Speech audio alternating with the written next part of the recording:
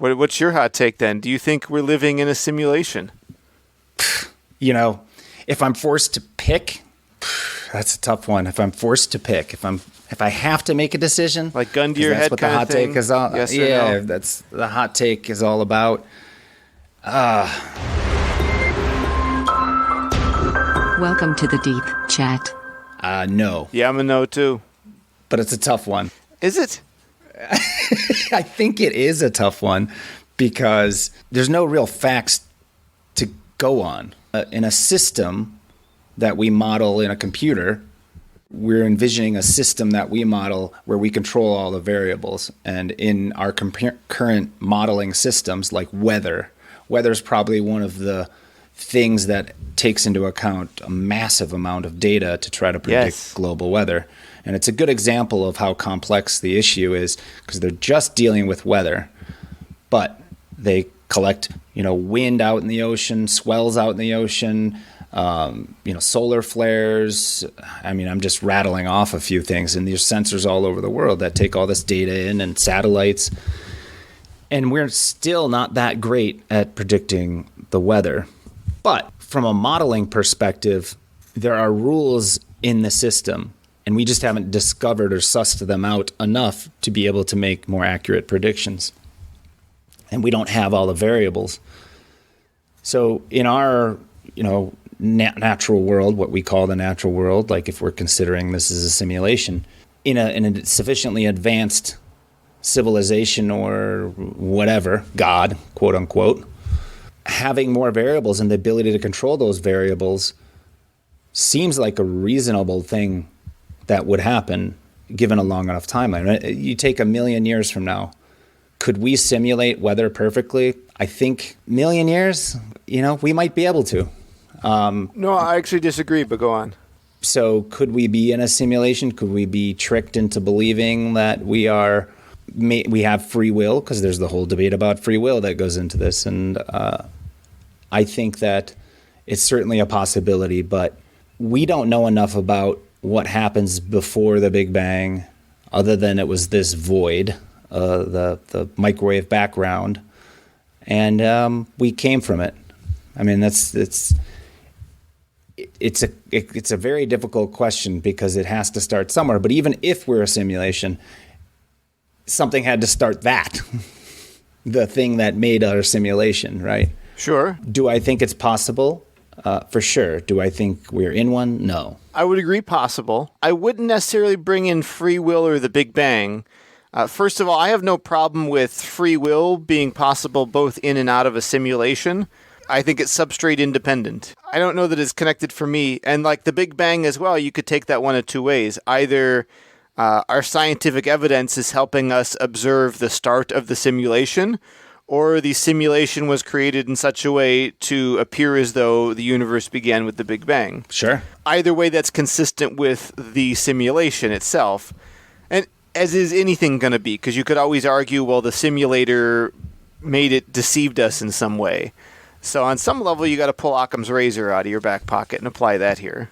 Sure. I mean, but again, if you're 1 million years from now, I could see kids in their backyard, running simulations for fun. I mean, this could be the game of civilization to them, and it could start with a Big Bang, and that's totally acceptable. How did those kids acquire the energy to power the simulation? Well, that's in today's thinking, right? Who knows? I don't know. We're talking 1 million years from now. Yeah, So they're far still going to flung, have to obey the speed of light and things like that. Well, that's assuming this universe that they're in sort of this. Our concept of this universe, right? Their universe is a more superpowered universe, perhaps. There's different laws of physics. Who knows? Maybe we're just all chimps, and what we're talking about is this. Is more esoteric, right? So that's why I say that. There's a lot of things we don't know, and a lot of assumptions made. If we're assuming in a world like ours, or that obeys the laws of physics, we're just looking at the evidence that suggests to us how the world is stitched together, how it works, what are the rules about it, right? That's what math tells us. We make generalizations in math as well, because generally most things do behave this way, and some rounding here and there, but it doesn't matter. When planets move, you don't have to worry about the decimal places to some degree. But Well, if we live in a simulation, then as close as we've come to uncovering the source code of that simulation, it's relativity and quantum mechanics. I guess my point is, we're in this system. I think isn't it Gödel's proof that says Gödel, something to the effect incompleteness? of that within the system you can't really. There are forgot the true phrase. statements which cannot be proved by a system that is both consistent and reliable. Okay, which our system is, right? No, all of mathematics not. has this problem. Okay. So if we run with the idea that the software that runs the simulation is pretty much physics, or as close to it as we can get, then it's very disconcerned with our existence, yours and mine. Which, okay, Sure. fine. That maybe, why would they care about us? We're just a little mold that formulated in their petri dish.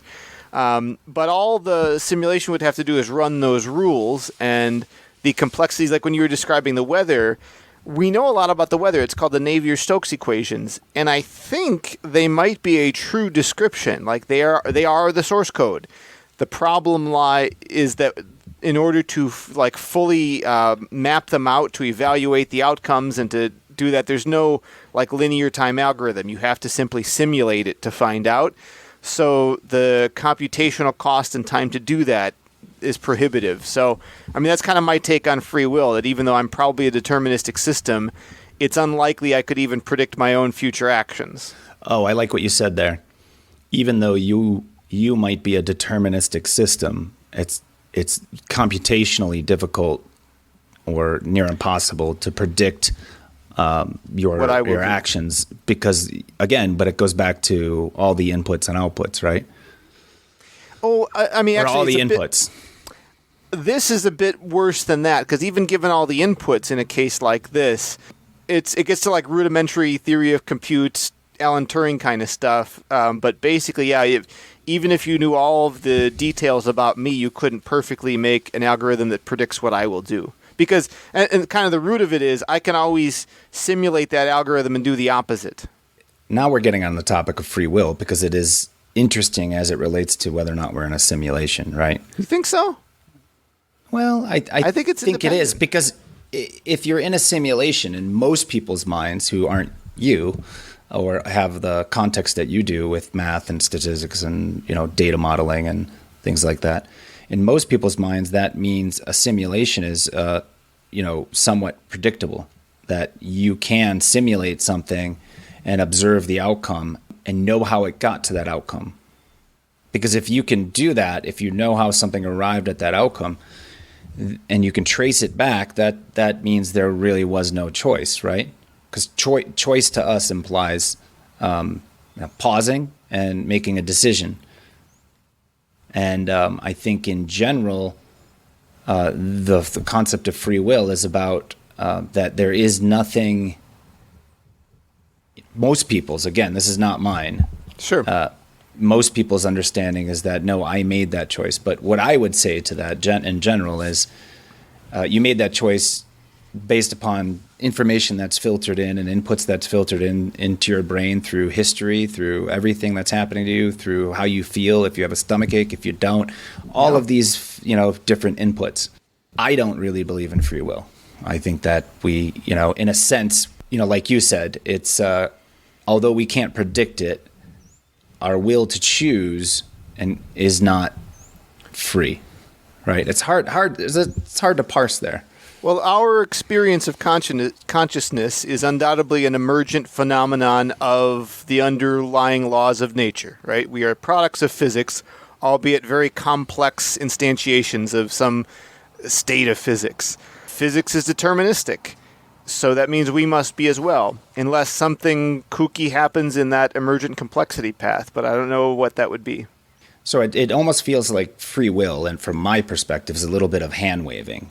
We allow, or most people, to feel or believe in the illusion that they actually have free will. But if you actually were to break it down to people and they understood how the brain works, how information works, they would probably come to the conclusion, yeah, I don't have free will, but it's in my head and it's mine, so it therefore is free will. Sure. Right? How could one not feel that way? Yeah. Well, it feels a little disconcerting to believe that we're just an algorithm running in our brain, right? Not for me, honestly, it doesn't. Well, what if you got a bad algorithm? Well, yeah, there's people who do. Sure. There's people who got, Is that defensible in court? No, obviously it's not. But maybe that's a flaw in our system. I don't know. Sometimes maybe, but not in all cases. Well, I mean, the equivalent of a bad algorithm would be mental, insanity, pleading insanity. Which you make special allowances for when true, yeah. Right, so, I mean, we could just rephrase that to my algorithm was bad from birth. Or it was trained improperly. Sure. So if you don't believe in free will, how does that even relate? Because you wouldn't have free will outside of a possible simulation, would you? Well, I think there's a lot of hand-waving, and I've never really unpacked it. And the hand-waving, if the universe isn't a simulation, the hand-waving is, what does that mean? If we're obeying the laws of physics, like you said, and everything within the system obeys the laws of physics, then yeah, we don't have free will. It's the same conclusion either way, if we're in a simulation or if we're not. Right. Whichever way you look at it, to me was related because in a simulation, my brain right now understands it as more predictable. But that's the sort of lens that I look through in 2021, right, with the knowledge we have now.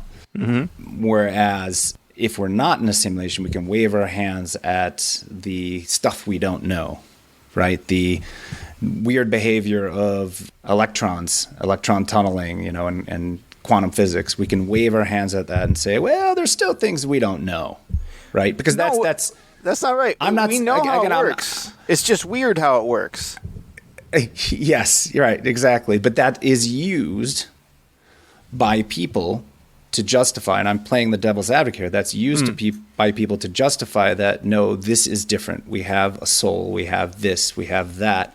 It's used, those question marks that we have about the undiscovered are used by people to say, we do have free will, or wave our hands at that topic. And that can be one of the reasons why, we're more apt to believe that we're not in a simulation. I mean, I would, if I was forced to hot take it, but without being forced to hot take it, I would say it's a toss up. Who knows? There's no reason it should be or shouldn't be. There's no good reason why it could or couldn't be, right? Yeah, there's a level of which this is scientifically unfalsifiable. And, when I was 17, I gave up on thinking about, this topic of, where do we come from? Why are we here? Because it's a conundrum that just spins cycles in your brain instead of actually getting answers.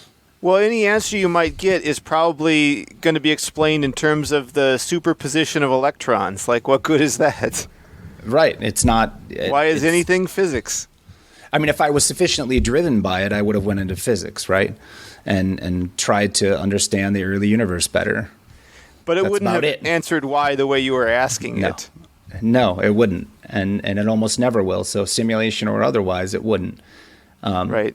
I actually think this question is kind of... So potentially you could prove it in the sense... I don't know whose original theory this is, but a friend of mine shared it with me that maybe one could conjecture that a simulator would not simulate everything in the same way like a video game doesn't render stuff when it's not there.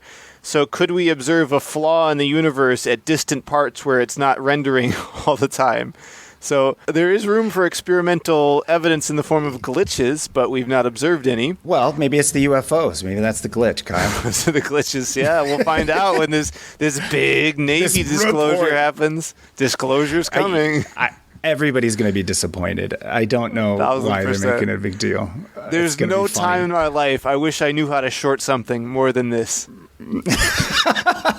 So true. So true. I would short it in a second. It's going to be like, yes, we have an organization. Yes, we do look at unidentified aerial vehicles. For procedural reasons, yeah. It's a small percentage of budget. But anyway, to simulation, I actually think it's kind of irrelevant. Here's why. if we're simulated, we are simulated at the most rudimentary operating system level. They just wrote Maxwell's equations and a bunch of stuff down, and that's the source code.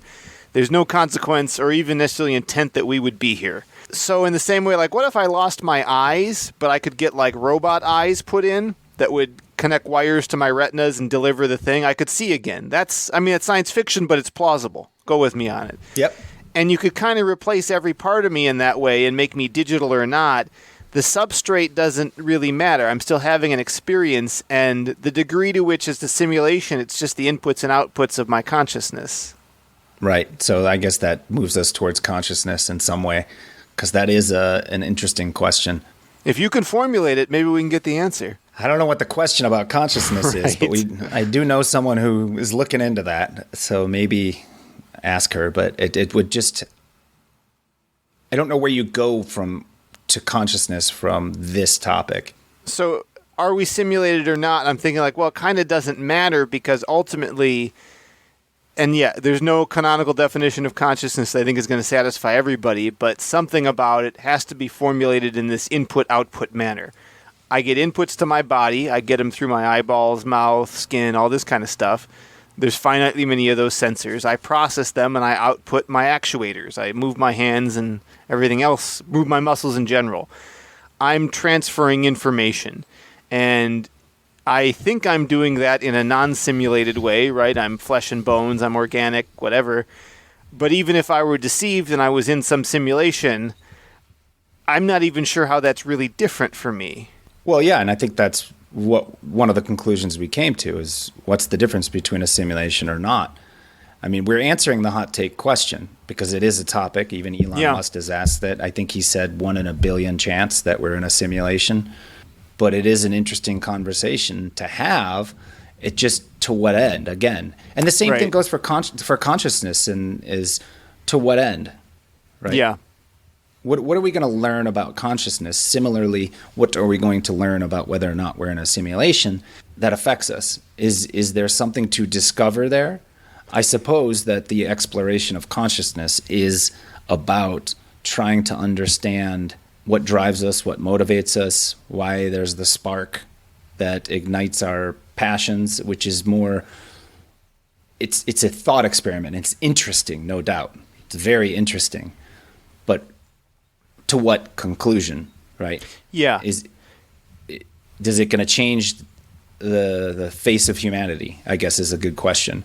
Like discovering nuclear fission or cold fusion, Game changer. would change the face of humanity. Yep. Solar cells that's worked at 100% reliability, game changer, right? Probably. Maybe you don't agree, but I don't know enough about it, but I'll give you a strong maybe. Something highly efficient, or let's just say free energy or near free energy would change that'd be the death the of face us all. humanity. Yeah. Well, that too. We'd heat up the planet to the point where it would just die. So I should say free cold energy. I don't know. That's Regulated, free, cold. Yeah. Man, we're hosed. Okay, different topic, but to what end we're in a simulation? To what end? Are we going to break out of the simulation? Oh, well, you'd want to, right? Yeah. Right, and we want to find out what's outside of it. So to what end with consciousness? Is it going to unite us as a world culture and say, oh my gosh, we've discovered this big thing? And so I'm curious, it's an interesting thought experiment on both ends, consciousness and simulation, but again, to what action or to what end? Oh, I think the consciousness question is much more productive. I don't think simulation really gets you anywhere but attention in some, college level philosophy 101 discussion. On the other hand, consciousness, there are a lot of mysteries and I think scientific discoveries to be made. You can point at many things in the world, like imagine a young child pointing at a car and saying, I want to know everything there is to know about a car.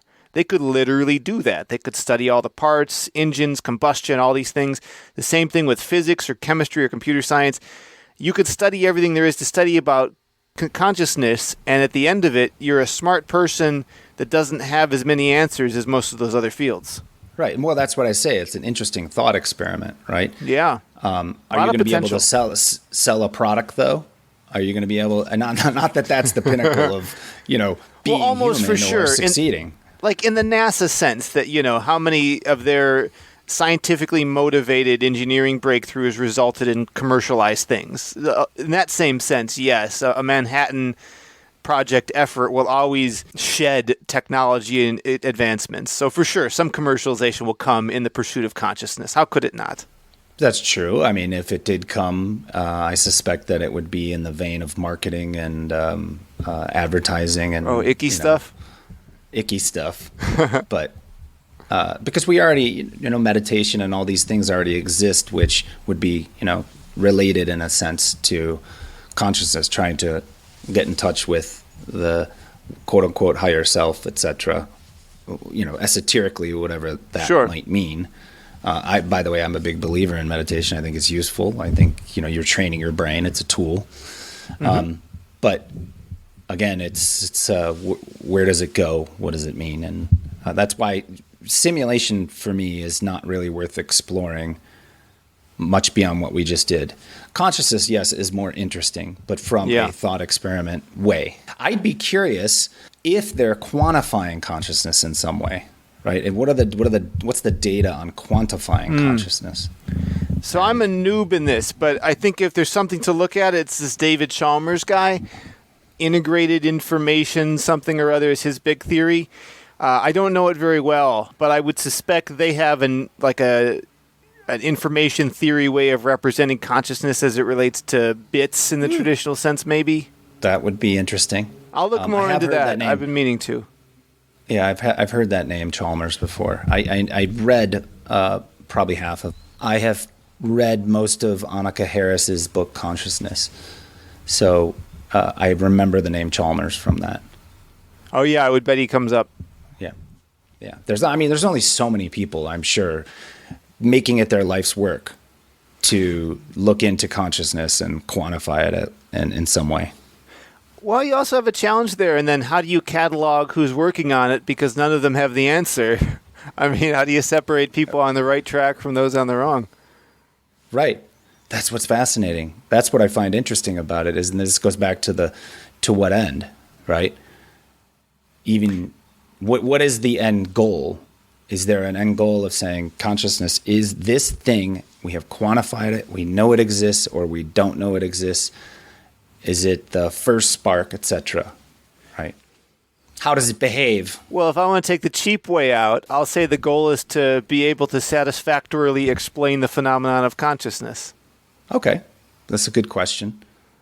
But that's so hand-wavy. Like I just said I have to answer the question. I haven't even posed the question yet, which I think is the hard part of this problem. Isn't that what Einstein? Well, not Einstein, but the engineering. If given an hour and posed a question, what would you do with your hour? Or posed a problem, what would you do with the hour? It would be to ask the right questions. Sure. Right. And good advice. You could take the last 5 minutes and solve the problem if you ask the right questions. And that's kind of what I'm doing here is what is the question we're really asking about consciousness? How does it manifest itself? Let me ask you this. You have children, and don't say on the day they came out. At what day did the lights really come on? I don't know. That's a tough one. Your instinct is to say the day they came out because they're looking around, they're seeing things. You can tell that their eyes are moving and looking at stuff, right? The lights coming on, my gut, my hot take on that is 8-9 months, roughly. And that may coincide with a time frame when there's a certain brain developmental change. Could be, yeah. I don't know. So that's interesting, too. Maybe the questions are, how much of this is they're going to go to the word wetware. I was going to say how much of the brain is hardware versus software, but I keep hearing the expression wetware meaning it's both implicitly. Yes, and I think that's yet another question. I think what we're discovering is that the question of consciousness comes down to a lot of questions, and each one can be an independently investigated question. How much of it comes down to wetware?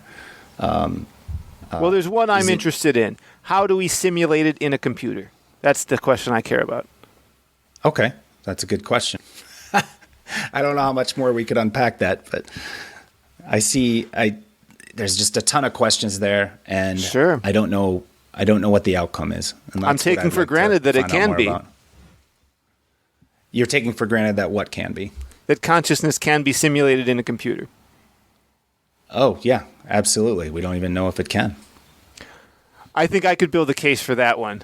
Given that, how do we do it is the big question. Yes. I'm sure there's a case for it, but I don't know enough about what people consider the spark, the initial consciousness. As you pointed out with children when they're born, when's the moment where you would deem it conscious, right?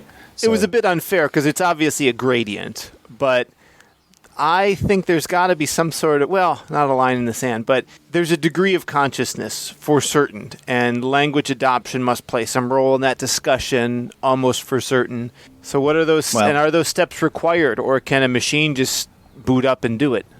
Well, I remember some things about this, and it came down to, I forgot the phrase, but what you believe. This was a very, very big topic in her book about what you believe is consciousness, that plants could exhibit consciousness if you define it one way or another. Sure. Right. Similar to defining life. Hard to do. So they did, and the way that I always thought of it is inputs and outputs, like you talked about earlier, is what are the inputs and outputs.